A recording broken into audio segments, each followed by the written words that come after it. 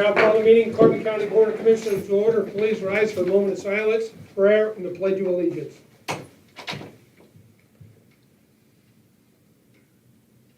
O Lord, giver of life and source of our freedom, we thank you for the many blessings that you have given our community. We invite your presence in our meeting. We know that it is from your goodness that we have all that we have received. Gracious and loving God, we understand that you call on us to be stewards and the caretakers of our community. Help us serve in that role. Amen. Amen. I Pledge allegiance to the flag of the United States of America and to the republic for which it stands, one nation, under God, indivisible, with liberty and justice for all.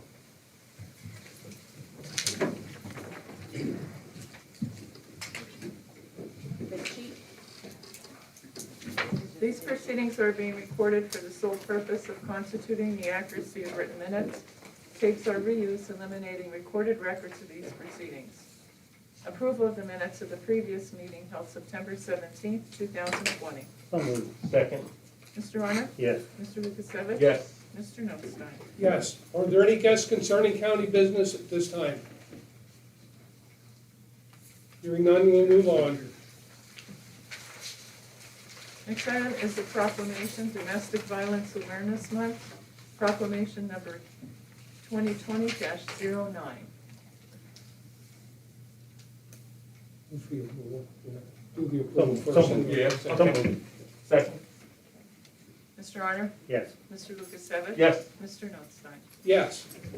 Proclamation today is our Domestic Violence Awareness Month. Whereas Women's Center was founded by a group of volunteers to assess the needs of area women, provide support in the form of peer counseling, and conduct community education programs about issues of importance to women.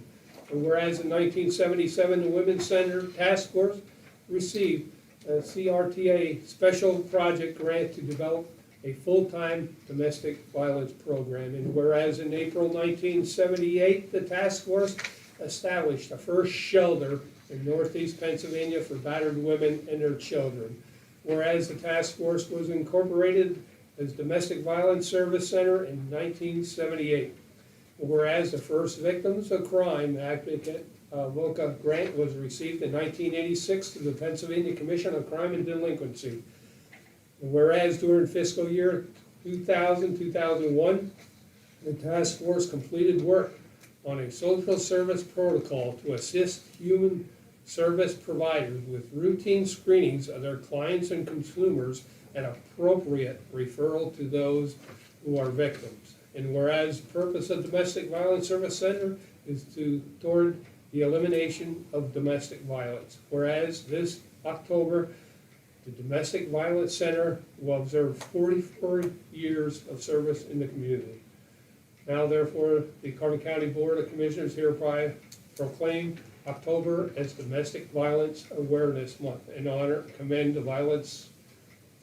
Domestic Violence Center for its contribution to the residents of Carbon County adopted this day. Today we have with us Amanda Kolonik and Tammy Rogers, and if you would please come up and we'll present this to you first, and then we'll make comments. But on behalf of the Carbon County Board of Commissioners, we thank you for everything that you do for the battered women and their families in Carbon County. Thank you so much for your support. You want to go do a picture? Okay. Unfortunately, during this time with the COVID-19 epidemic going on, we have been forced to make a lot of adjustments with the services that we provide. We are trying at every point in time to make sure that the victims are able to get a hold of us, that we're able to provide them shelter, that we're able to provide them with everything that they need, the transportation. We don't have a shelter in Carbon County. However, we can have people go to our shelter in Wilkes-Barre. During this epidemic, we've seen that even though our numbers have dropped as far as phone calls are concerned, the violence that is happening out there with the victims of domestic violence, it's gotten a lot worse. They're a lot more violent. Carbon County has had 2 domestic violence homicides in this year, in 2020. I've even had Commissioner Lukasevich give me a call. We talked. Yep. Okay, which was fantastic. It shows that you folks as commissioners are invested in what we do, and we really appreciate that. I really appreciated the phone call and trying to get help for the victim that you were talking with. So on behalf of the Domestic Violence Service Center, we do appreciate everything that it is that you folks do to help us provide those services. Thank you. Amanda, you want to comment on the purple light? Morning. Morning. So everybody's aware of COVID-19. You can address, go right to the Okay. camera if you want to back up. Camera. I am. All right, so everybody's aware of COVID-19, the fact that many years what we do during domestic violence awareness month is we do information tables, we go out to communities, I work with the local community college. Unfortunately, it was incumbent upon me to get creative as far as what we do to provide awareness throughout the county. My proposal today is going to be a light up Carbon County purple lights. I'm inviting all residences, all businesses to put lights in your windows, anything purple, to show awareness and support our victims. Okay, thank you. Any questions by the news media for Amanda or Tammy while they're here? If not, let me ask you a question. Are you doing the Purple Sand Project as well? No. You're not doing that? No, You that- have no, done that in the that's past? It's a red sand project. The Red Sand Project? Yeah. Okay. No, I'm that's confused. done by Victims Resource Center. Correct. Yeah. Yes, okay. I can't, when is it they do them? Yeah, I don't recall when Yeah, that is. I'm not sure when the red sand project is, No, but, yeah. I know we have done that in the park already, and for some reason we had to do it in Palmerton at, where they meet at the St. Luke's Medical Center there, or the office in Bowmanstown rather. So, Right, and there's no cost to the county or any solicitations. It's strictly just for awareness. And as a county commissioner, I would strongly encourage that everyone to put a purple light in their windows or in their outside lights. And one comment on that, we're looking for purple lights. So if we find them, we will put them throughout the county. Larry's looking, Thank you, we appreciate it. our maintenance director is, in fact, I think he's looking for lights right now. He goes, oh my God, we're gonna find them in a couple of days. But if we can, we'll find them and they will be put in. Thank you. Thank All you right. so much. Thank you very much for coming today and bringing this subject to light, getting the word out there. And the big thing is a lot of women are afraid to report domestic violence, and that's the biggest stigma that we have, is the fear of reporting it. So, thank you very much. Thank you. Okay. Okay, ready to move on? Okay, next item is the opening of bids, CDBG projects. The first one is Jim Ford Borough, water sewer improvements fiscal year 2017, 18, and 19. Church Alley, Pine Avenue to Packer Hill Avenue. The first bidder is Wexcon out of Morrisville, Pennsylvania.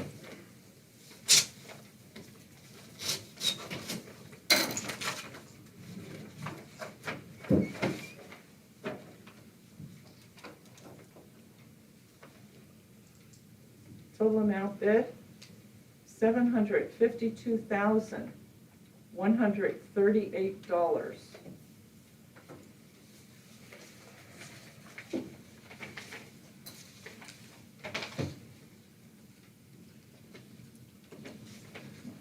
Okay, and there is a 10% bid bond.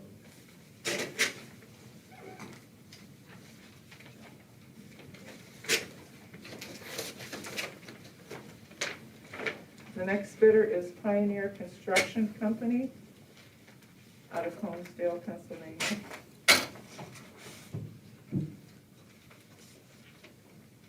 Total amount bid, $681,083.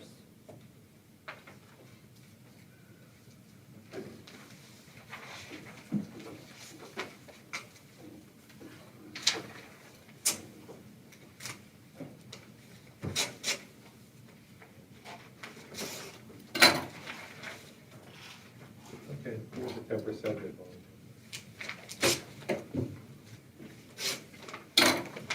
Next bidder, Baylinger Construction Group out of Shavertown, Pennsylvania. Total amount bid, $785,415.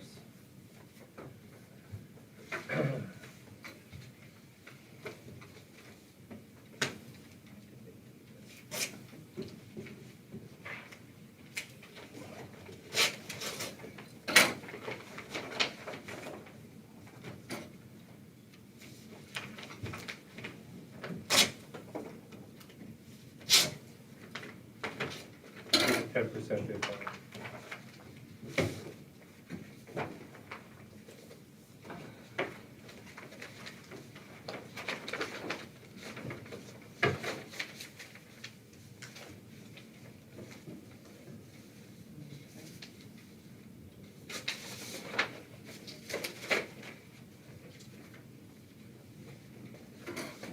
And the last bidder is Lindy Corporation out of Pittston, Pennsylvania.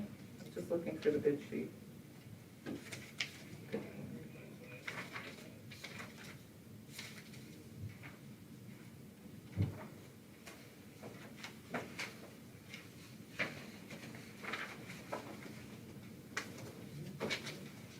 They don't have it on top.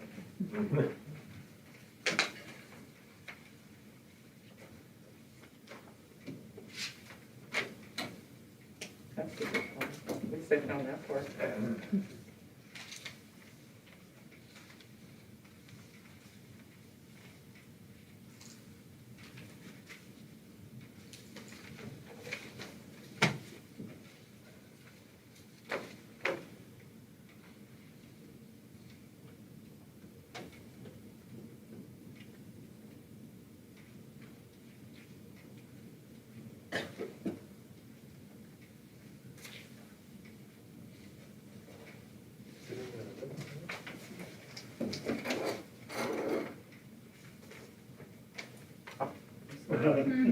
Surprise.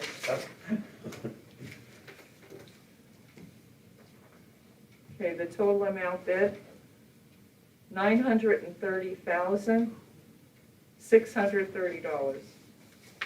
There's a 10% bid bond. So I move that we table these bids for no more than 2 weeks so that our planning can assess the lowest technically responsible bid. In this question, I'll second it, just for Yeah. discussion. Is that sufficient time? It's gonna go to the borough engineer, not planning, or does it go through the planning yet? Goes to planning first.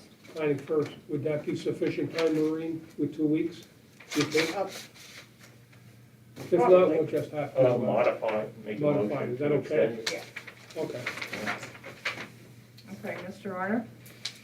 Yes. Mr. Lukasevich? Yes. Mr. Notstein? Yeah, Okay. The next project is Franklin Township Street Improvements, fiscal year 2017 and 18, Red Hill Road, Phase 1 paving. And our first bidder is Lehigh Asphalt Paving and Construction out of Tamaqua, Pennsylvania.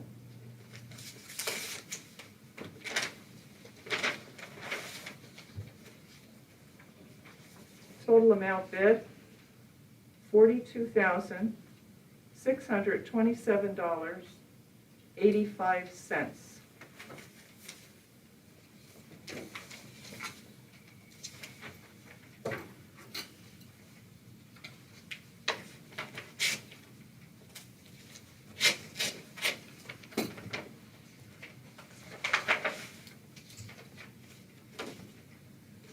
There's a 10% bid bond. Next bidder is Pioneer Construction Company of Honesdale, Pennsylvania. The amount bid, $87,859.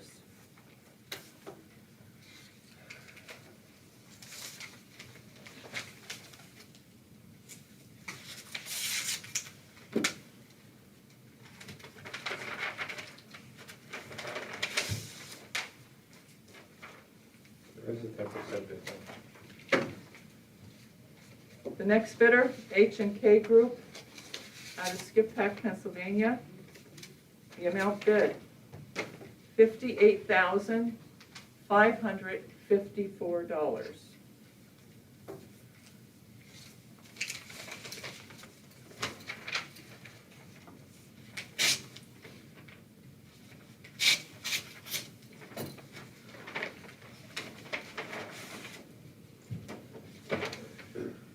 There is a 10% bid bonus. Next bidder, Barker and Barker Paving and Excavating, out of Bethlehem, Pennsylvania. The amount bid, $73,450.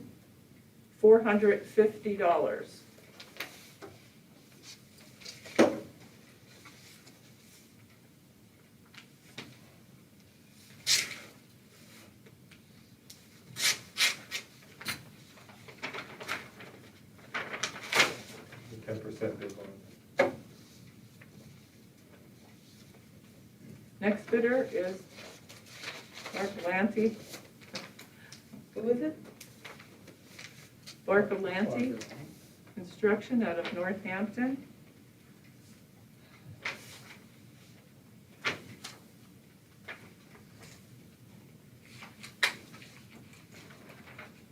This time I'm not missing a page. Here's the bid one.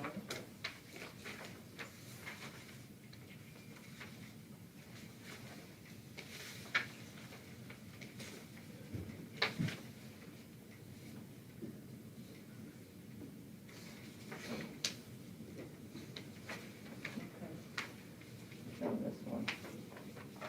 But they didn't transfer it onto this. We'll read it, but it's subject to the review. Okay. Okay, the amount bid, $57,513.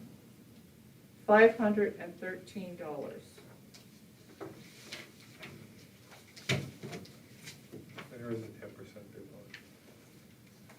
bonus. The last bidder is Bruce George Paving and Excavating, out of Punkeltown, Pennsylvania.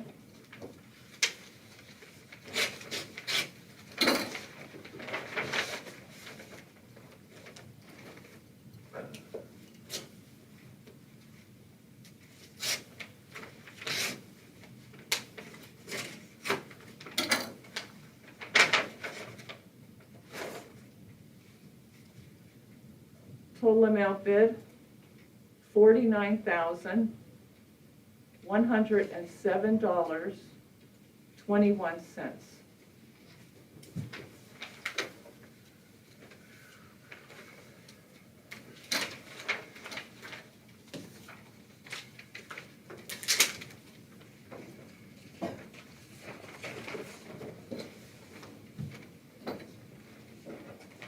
There is a 10% bid bonus. So I move that we table these for a period not to exceed 4 weeks so that planning and development in the township can assess for the lowest acceptable technically responsible bid. I'll second that. Can we clarify, is it 2 weeks or 4 weeks? 4 weeks, not to exceed 4 weeks. But Well, the first motion we did. we did a 2 for the first one, but it seemed like we have no representative from Franklin Township to tell us that they can review it within a reasonable time frame. Right? Wayne was concerned that 2 weeks might not be enough. Well, again, Maureen thinks it depends on their engineers. I would prefer to go to the 2 weeks And then. then amend it. Amend it if All right. we don't get the So answer. modify to the that. motion. I don't want for to 2 hold weeks. up their project for 2 weeks. Well, that's why we say not to exceed 4 weeks. That's Oh, from one okay. day to Okay, I 28 understand. days, I not follow to you now. exceed 4 I'm weeks. sorry. Yeah, just so it doesn't exceed it, but Right. maybe the Upon the 2 week recommendation might. Yeah. within 4 weeks. Yeah. Okay. Good Okay, enough. not to I follow exceed you 4 now. weeks? Yeah. Okay. Okay. Tell them we've already done it too. Bids presently are good for 30 days. Days. Yeah. Okay. Either way, you could Either have. way. Okay. Mr. Arner? Yes. Mr. Lukasevich? Yes. Mr. Notstein? Yes. Okay, the next project is Banks Township Street Improvements, fiscal year 2018 and 2019. Reconstruct and pave South Church Street from S Street to P Street.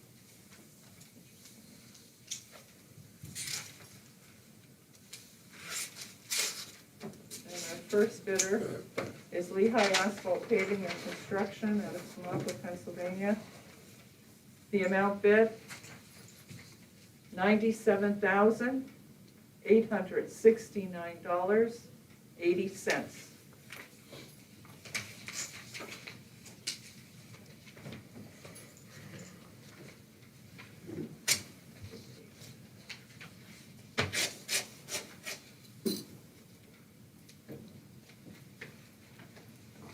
And there was a 10% bid bond. Okay, the next bidder is Pioneer Construction of Honesdale, Pennsylvania.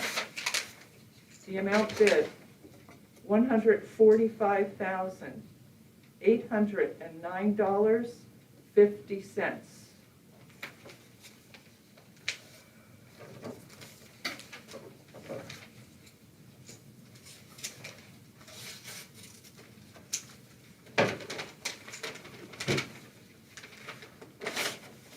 There is a 10% bid bond. Our next bidder is H&K Group out of Skippack, Pennsylvania. The amount bid, $107,245.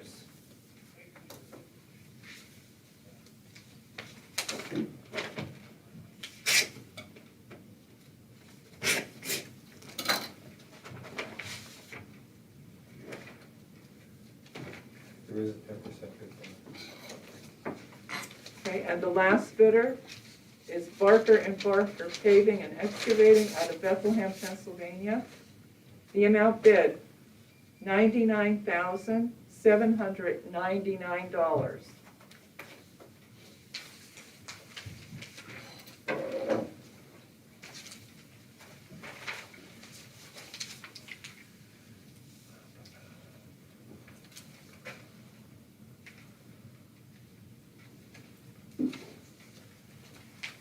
There is a 10% bid bond. So I move that we table for a period not to exceed 4 weeks so that planning and development in the township can assess for the lowest technically responsible bid. I would second that. Mr. Arner? Yes. Mr. Lukasevich? Yes. Mr. Notstein? Yes, The report of executive sessions held. there were none. The department reports. Budget transfers. Move to approve. Second. Mr. Arner? Yes. Mr. Lukasevich? Yes. Mr. Notstein? Yes, A supplemental appropriation. So moved. Second. Mr. Arner? Yes. Mr. Lukasevich? Yes. Mr. Notstein? yes, Expenditures. Approval of check numbers 215718 through 215828 for expenditures for the general fund clearing account totaling $514,358.74. So moved. Second. Mr. Arner? Yes. Mr. Lukasevich? Yes. Mr. Notstein? yes, The treasurer's report. Move to approve. Second. Mr. Arner? Yes. Mr. Lukasevich? Yes. Mr. Notstein? yes, The personnel report. Move to approve. Second.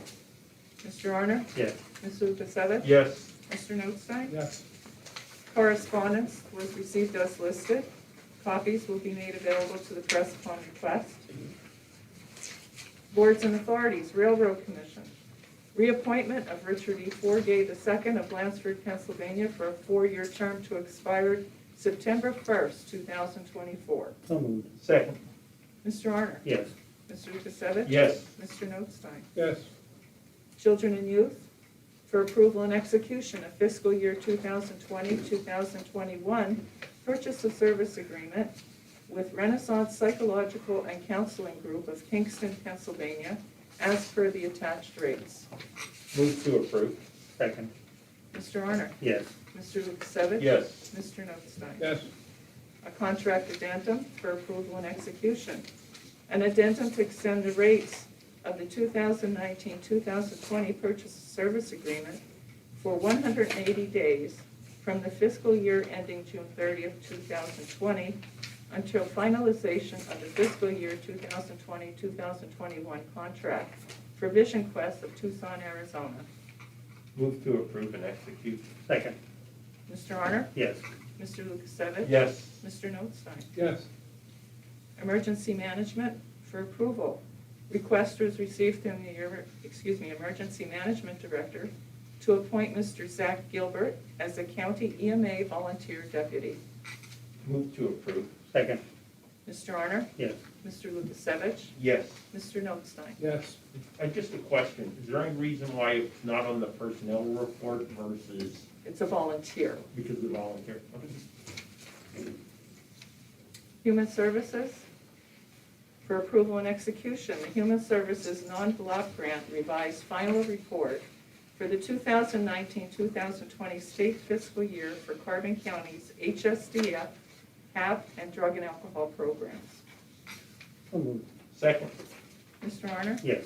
Mr. Lukasevich? Yes. Mr. Notstein? Yes. Lanta for approval and execution, the 2019-2020 fourth quarter MATP report as prepared by Lanta for submission to the Pennsylvania Department of Human Services. Move to approve and execute. Second. Mr. Honor? Yes. Mr. Lukasevich? Yes. Mr. Notstein? Yes. Planning and Development for approval and execution, documents to be filed with the Pennsylvania Department of Community and Economic Development for the fiscal year 2020 Community Development Block Grant application, general applications, CDBG disclosure report, residential anti-displacement plan, and grantee's statement of goals. Move to approve and execute. Second. Mr. Honor? Yes. Mr. Lukasevich? Yes. Mr. Notstein? Yes. The request for proposals, broadband, for approval. Request was received from the purchasing department to reject the 2 requests for proposals for broadband access enhancement. One was received from Lehigh Valley Hospital Incorporated of Allentown, Pennsylvania, to use the current broadband capabilities to have 2 therapists provide therapy services to area school districts. One was received from JLA Advisors, LLC of Percy, Pennsylvania, to develop a package and design a telecommunications plan. Move to reject the proposal. Second.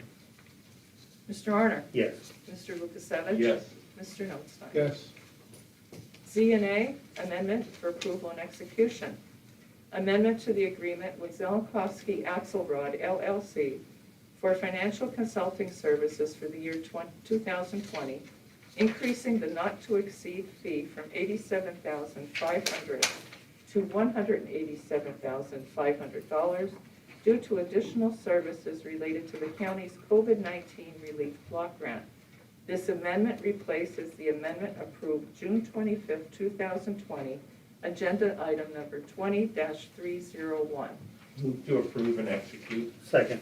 Mr. Honor? Yes. Mr. Lukasevich? Yes. Mr. Notstein? Yes. The solicitor's report? Thank you. Correctional Facility for approval and execution, an agreement between the county and Penn Medical Group of Tamaqua to provide medical services at the Carbon County Correctional Facility from October 1, 2020 through September 30, 2022 for a period of 2 years at the quoted price of $55,000 per year. The previous price was $53,000. Move to approve and execute. Second. Mr. Honor? Yes. Mr. Lukasevich? Yes. Mr. Notstein? Yes. Domestic Relations 4D for approval and execution, the contract between the County of Carbon and Attorney Cynthia A. Dearda Hatton Esquire of the Titan and the Carbon County Court of Common Pleas Domestic Relations Office for provision of legal services in the Domestic Relations Office as required under the 4D Cooperative Agreement. The term of the agreement is October 1, 2020 to September 30, 2025 at a flat rate of $125 an hour for services rendered. So moved. Second. Mr. Honor? Yes. Mr. Lukasevich? Yes. Mr. Notstein? Yes. Domestic Relations 4D, Service Agreement for the Sheriff for approval and execution. A service agreement with the Carbon County Sheriff's Office for serving of bench warrants, personal service as needed, and other services as required by the 4D Cooperative Agreement, and to provide security services for the Domestic Relations Office building and staff. The term of the agreement shall be October 1, 2020 to September 30, 2025. So moved. Second. Mr. Honor? Yes. Mr. Lukasevich? Yes. Mr. Notstein? Yes. Payroll for approval, authorize the opting out of the payroll tax deferral retroactive to September 1, 2020 through December 31, 2020, issued by the President of the United States on August 8, 2020, notice number 2020-65. So moved. You want to go ahead and second that way? I'm gonna- Okay. no, yeah. If you want to second it, I'm not going to. Okay, I'll second it. Yeah. Mr. Arner? Yes. Mr. Lukasevich? No. Mr. Notstein? Yes. Tax assessment, approval and payment of communication received from the Tax Assessment Bureau verifying the following taxpayer is due a refund of county real estate tax. Property is in Escahone Borough with Cinda A. McAlouche. The reason for the refund is due to a decision of the Board of Assessment Appeals lowering the assessment. The total refund of county taxes due is $175.82. So moved. Second? Mr. Arner? Yes. Mr. Lukasevich? Yes. Mr. Notstein? Yes. Nothing further. Any further business? I do have some further business. It's back to our grant, and I know we always are, like we're having updates all the time, and we're emailing back and forth, but I just wanted to bring, and I have to apologize, to the other commissioners, I've been collecting this up until probably last night at 10 o'clock. And I think what my issue was with the whole thing were the fire companies that were retaining money to hold for them until the fireman's grant came through. And I did, in fact, last night, I got some and I got their applications. And this is probably, if you look at it, some of the fire companies will not get their money from us until the fire grant would go through. And my understanding from the fire companies, they might not get notification until partway into December, which we have our deadline for the 15th, that I think we're supposed to have everything in order by then. And if they don't get notified, I mean, there's some fire companies on here that the one I think we're only giving $203. And I think that would be a sad part for us to only give that amount to them and then find out the fire grant, they don't get that. But what I also found out in fire grant, and there's 2 or 3 of them that gave me their applications back, and this is what is on the fireman's website. And it says on there, I have it highlighted,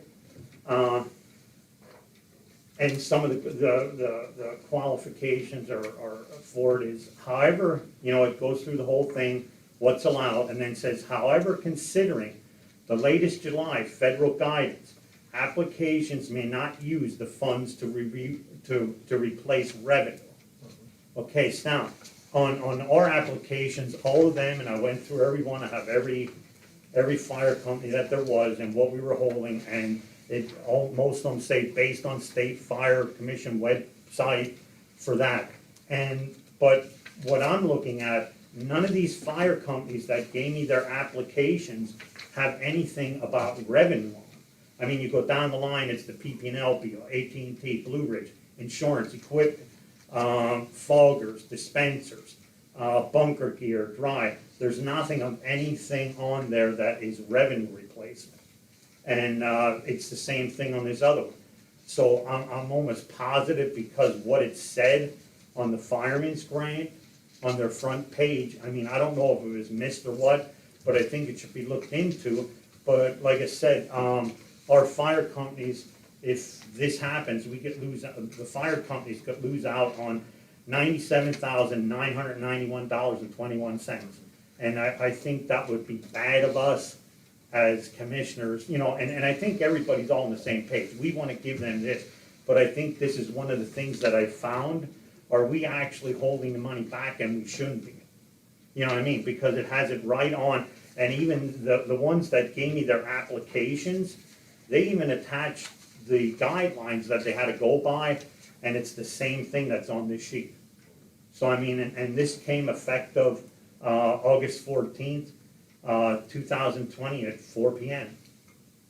So I don't know, I think this is something we have to look into, and I know we're preparing the letters to go out, so I think something, instead of sending, some of these might be gaining I mean, 13,000, I mean, I have the whole list here.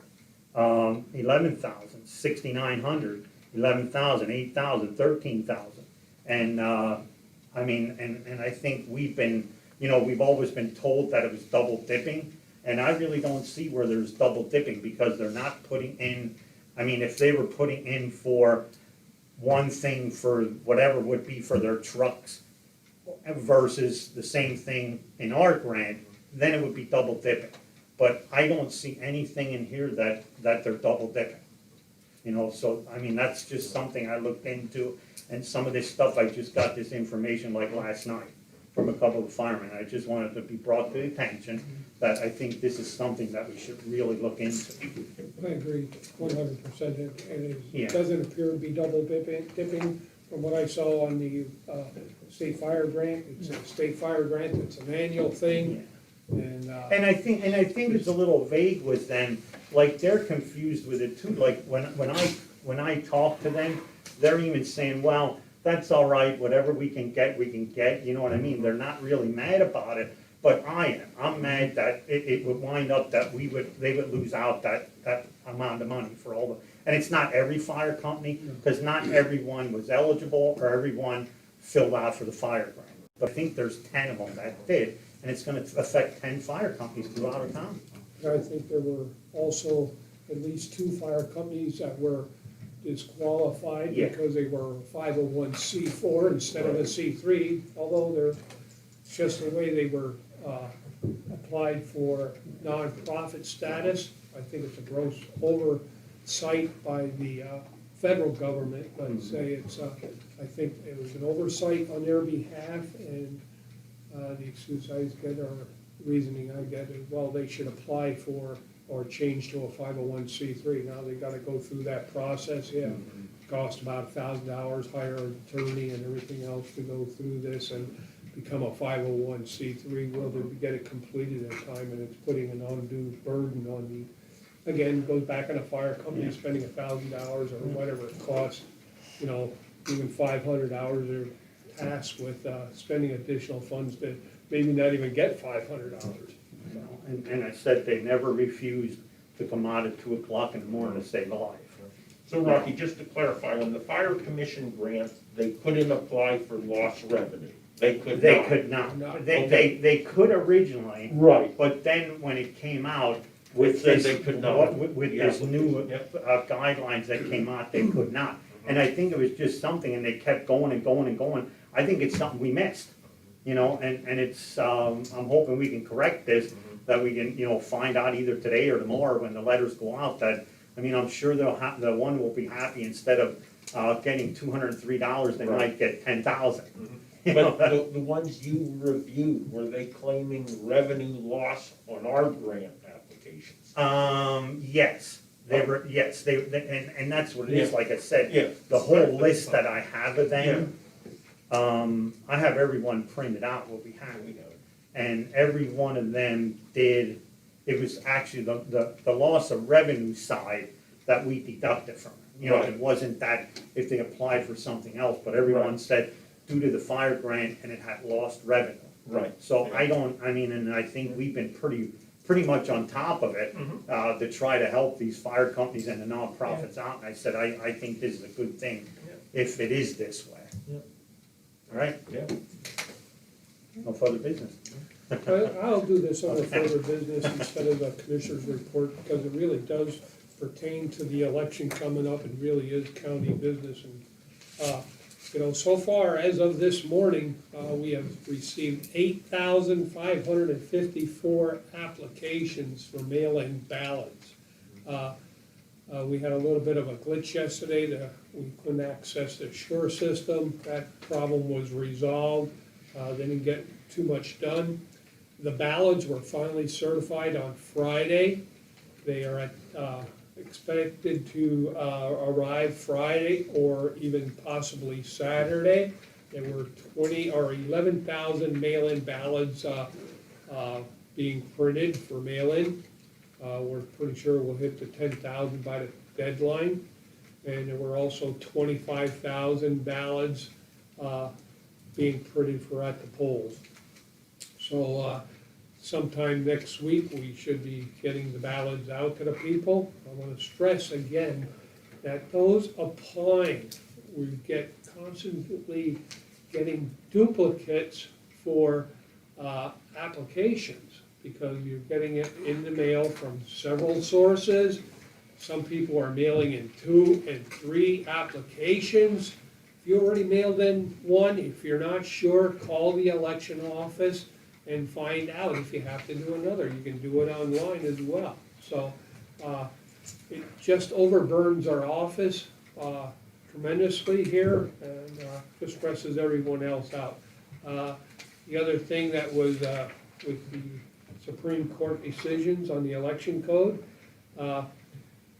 you know, as long as the ballots are received and postmarked by the U.S. Postal Service by 8 p.m. on election day, and we all know that that's gonna do, if it's postmarked the 8th, it's not gonna be here election day. It's gonna be late, and I do have some flyers here that were sent out, and it's about, we help counties ensure timely election results. We need you Pennsylvanians, voters. Contact your state legislators, Governor Wolf, to extend pre-canvassing, trying to start the counts. They, for some reason, some people at the state level think that we can take all these absentee ballots on election day and just scan them in just like that, and that's not the way it goes. It's extremely time consuming. The issue is compounded, although they have a mail-in ballot, they can still go to the polls and vote that day. So that complicates matters until we get those things back from the polls.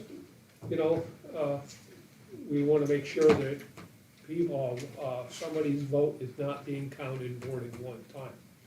It's an election security issue. The other issue, and we have not talked about this, is it is legal to put drop boxes at various locations. I'm against that. I don't have a problem in the election office. I do have a problem at remote sites having election ballot boxes for the people to return them. It has to be secured. That's another issue we're dealing with. One of the other things that people should be aware of, the court ruled that a mail-in ballot that is not enclosed in the secrecy envelope must be disqualified. So if you're mailing your ballot back, it better be in the proper envelope when coming back to the election office. So there are a lot of things, issues, as of, let's see, system, the total voter registrations, and you have till October 19th to register to vote at the polls. We have 45,755 registered voters. The deadline again is October 19th to register to vote. So it's going to be a stressful year for our people in the election office. Question, Treasurer? Yeah, question, Commissioner. The mail-in ballots, are they being sent out to the districts to be tabulated, or are they gonna remain in the election office for tabulation? Because in the past, absentee ballots used to go to the districts to be tallied. As far as I know, they're all. Yeah, They're all gonna remain here and be, And and I'm not sure, does that include the absentee? through the rapid scan machine. Right, That should be. we're getting, okay. Right. So, Okay. you can see with that many applications going out, that's what we're sending out. We don't know what we're gonna get back in the mail and in a timely fashion. If they don't mail it right away, I would strongly encourage everyone that gets that mail-in ballot to send it right away. Don't wait for the post office, don't take that chance. When you receive it, send it. It's gonna be impossible for us to mail out 8,554 ballots in one day. You know, that's with all the extra help we put down there. It's gonna take several days to accomplish that, I would think, even with all the extra help and everything. So, like I say, the ballots, if they aren't done Friday, they will be delivered Saturday. Lisa told me she would make herself available if the guy's gonna call her and the printer, and they'll deliver them Saturday possibly. So come Monday morning, our people are gonna be extremely busy for the whole week and then some, I would say. So, again, I wanna stress, and that Lisa keeps, and we talked about this before, stress the fact, you only have to mail in one ballot application to receive it, you know? Don't send in more, you're just making more and more work for our employees. So, I don't know if anyone else has anything to add to that. Okay? Okay, that's all I have under further business.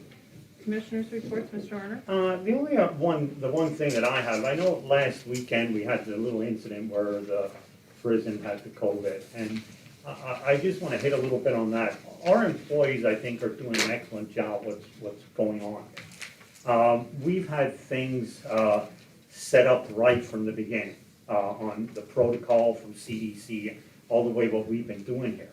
And, you know, I just have to commend them for the job that they've done. And for the employees, like reporting things, people haven't been coming in, if they're sick, I mean, that's the way that we should be doing it. And I know people are always asking about how many and whatever, but I would say approximately 41 people got tested. They were negative.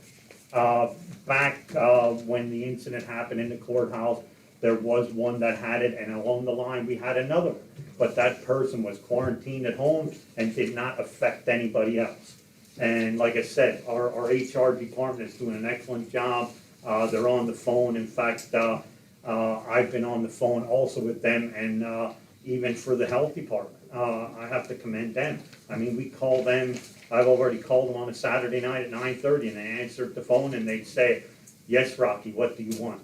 You know, and they've called our HR Sunday mornings. I mean, like, people don't realize what our HR department is doing, and not just the HR. I think everybody throughout the court, you know, or throughout our system here, you know, all of our employees, I think they're doing an excellent job.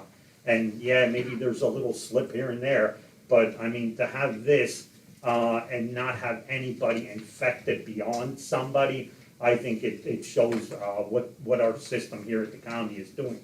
And one of the things that you see all over is they're pushing for everybody to have the flu shot.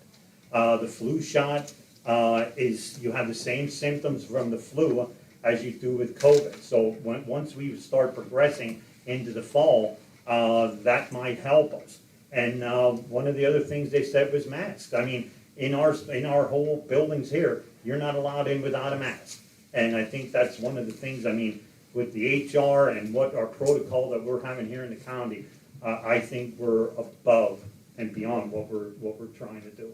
So thank you to everybody that's been involved in any one of the incidents, and to our HR department. I mean, like I said, without this, we could have mayhem. Thank you. Mr. Lukasevich? Yeah, I'm gonna express some disappointment and dismay. And that goes to the internet service providers that serve the residents of Carbon County. The Board of Commissioners, through the COVID-19 Relief County Block Grant, set aside $500,000, $500,000, to enhance broadband service connectivity to and underserved residents in Carbon County.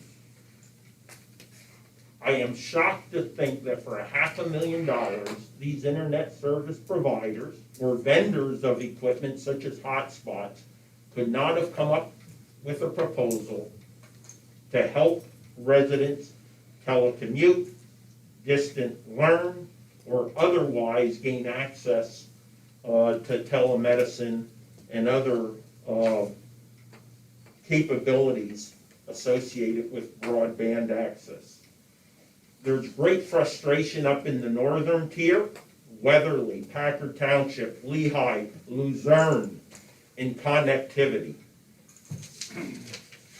Weatherly Area School District did a survey, provided us the information of those self-reported under or unserved residents when it came to teleeducation. And I can't believe that the broadband provider in that area couldn't use $500,000 to at least positively impact one small cluster, one resident, one student, one elderly person who needed telemedicine. We would have at least considered it. But not one proposal, not one idea came in from that specific provider. So I simply wanted to emphasize my disappointment in the internet service providers in Carbon County for not taking advantage of this $500,000 and previously offered CDBG CV funding that was being made available to them. That's all I have. Mr. Notstein? I have nothing else today. Okay, meeting adjourned. Kelly?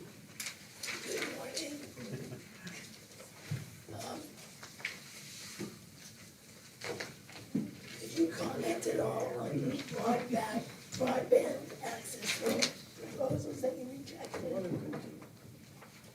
On the rejection? What about those? I'm sorry, Comment, Kelly? do you have any comment on the ones that were rejected? They clearly did not meet the basic requirements of the request for proposal. Be happy to provide you, now that it's public, provide you copies of those. And we also did have Carbon Chamber, Kathy Henderson had been helping with that, also reviewed them. And I think likewise understood they didn't nearly come close to meeting the requirements for what was asked of the RFP. Okay, thank you. The only other thing, a copy of the proclamation, please. That's all I have. Anything good? Number one, you good? Okay, thank you.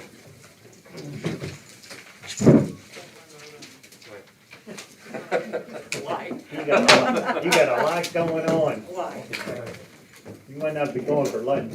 Yes.